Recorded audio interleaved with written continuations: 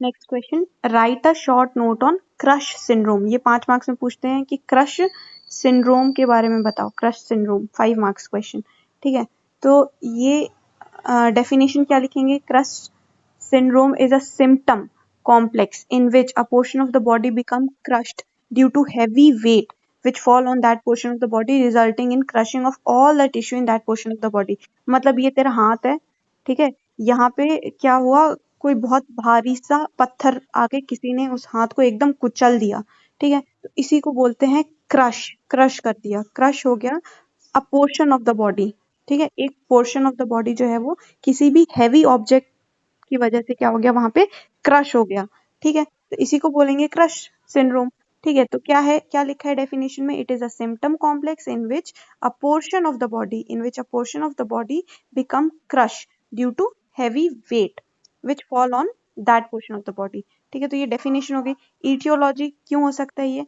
तो बिल्डिंग उसके ऊपर गिर गई, कोलैप्स ऑफ अ बिल्डिंग, या फिर अर्थक्वेक में होता है ये, माइन की इंजुरीज, फैक्ट्रीज वगैरह में जो काम करते हैं उसमें हो सकता है, माइन इंजुरीज के अंदर, एयर रेड के अंदर हो सकता है, बिल्डिंग कोलैप्स हो गई उसमें हो सकता है, use of a tourniquet for a long period of time, तो बहुत ज्यादा टॉर्निक्वेट जो है वो लंबे समय से अगर यूज किया है तो उस कंडीशन में भी हो सकती है। तो ये 5 ईटियोलॉजी लिखी है। क्रश सिंड्रोम क्यों हो सकता है? या तो अर्थक्वेक जब होता है तब हो सकता है ये, है ना, माइन इंजुरीज फैक्ट्रीज वगैरह में, collapse of a building, use of tourniquet for long period, ठीक है। पैथोलॉजी क्या लिखी है?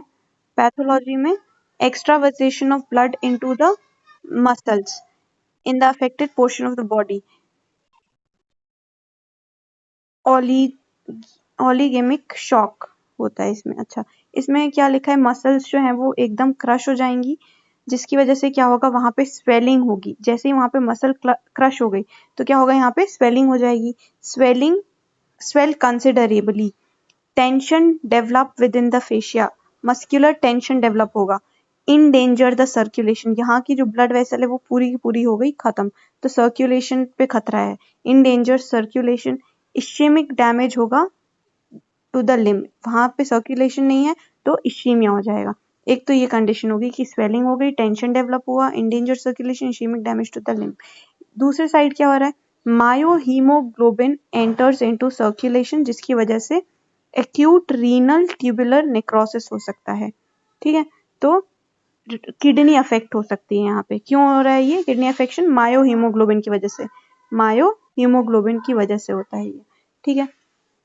तो 2 कंडीशन हो सकती है। पहला तो पैथोलॉजी में क्या लिखा है? Extravasation of blood into the muscle in the affected portion of the body, oligaemic shock हो जाएगा वहां पे, जहां पे भी मसल अफेक्टेड है, जहां पे भी ये पूरा क्रश सिंड्रोम हुआ है, अफेक्टेड पोर्शन में क्या होगा, वहां पे खून जो है वो बहुत ज्यादा गिरने लगेगा, ठीक है, खून बहुत ज्यादा बहने लगेगा, जिसकी वजह से क्या होगा, ओलिगेमिक शॉक रिजल्ट होगा, या फिर ट्रोमैटिक शॉक कह सकते हैं, वो होगा। और क्योंकि वहां पे मसल्स जो हैं वो क्रश हो चुकी हैं तो स्वेलिंग होगी, टेंशन डेवलप होगा, सर्कुलेशन की दिक्कत आएगी, तो इश्केमिक डैमेज होगा। और दूसरी कंडीशन में अपनी रीनल अफेक्शन देखने को मिलेगा, जिसमें क्या, एक्यूट रीनल ट्यूबुलर नेक्रोसिस होगी मायोहीमोग्लोबिन की वजह से, ठीक है। ये पैथोलॉजी लिख देंगे। इटियोलॉजी हो गई, डेफिनेशन हो गई। क्लिनिकल फीचर में क्या देखने को मिलेगा? Patient complain of severe pain in the limb, patient बोलेगा इतना ऑब्वियसली इतना दर्द तो होगा ही उधर, तो patient complain of severe pain in the limb, the limb feels tense if uraemia occur, अगर यूरेमिया होगा तो यूरिन आउटपुट जो है वो रिड्यूस रहेगी, रेस्टलेसनेस, एपैथी और डिलेरियम हो जाएगा, ठीक है। तो ये क्लिनिकल फीचर में रेस्टलेस रहेगा पेशेंट को बहुत ज्यादा पेन होगा, लिम्स जो है वो टेंस्ड फीलिंग होगी लिम्स में, ठीक है, और यूरिन आउटपुट जो है वो कम होगा, ये देखने को मिलेगा। तो ट्रीटमेंट क्या करेंगे? टॉर्निक्वेट है ना, application of tourniquet to the affected limb above the crush injury, अगर यहाँ पे क्रश इंजुरी हुई है तो हम यहाँ पे टॉर्निक्वेट लगा देंगे, ठीक है। To relieve tension parallel incision में बी अप्लाइड, तो पैरेलली इंसिजन देंगे, पैरेलल इंसिजन में भी अप्लाइड, ठीक है, टेंशन रिलीफ करने के लिए। और क्या लिखा है यहाँ पे ट्रीटमेंट में?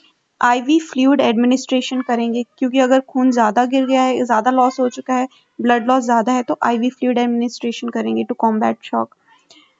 हीमोडायलिसिस करेंगे, अगर रीनल अफेक्शन देखने को मिल रहा है तो हीमोडायलिसिस करना पड़ेगा फॉर लाइफ सेविंग प्रोसीजर, ठीक है। तो ये हमारा एक क्वेश्चन हो गया क्रश सिंड्रोम। तो डेफिनेशन में इसमें क्या लिखा है, crush syndrome is a symptom complex जहाँ पे where a portion of the body becomes crushed due to heavy object।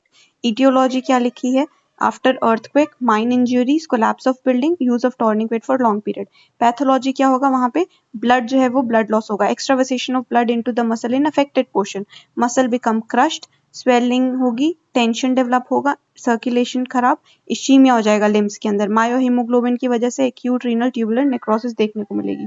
Clinical features में क्या देखने को मिलेगा हमें, patient complain of severe pain देखने को मिलेगा, पेन और tensed, the limb feel tense, urine output जो है वो कम देखने को मिलेगी, यूरिन आउटपुट कम हो जाएगी, और रेस्टलेसनेस, एपैथी और माइल्ड डिलीरियम, ये सब सिम्टम्स देखने को मिलेंगे।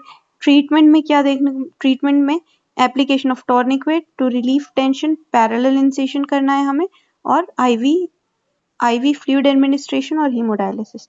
ये हो गया हमारा क्रश सिंड्रोम।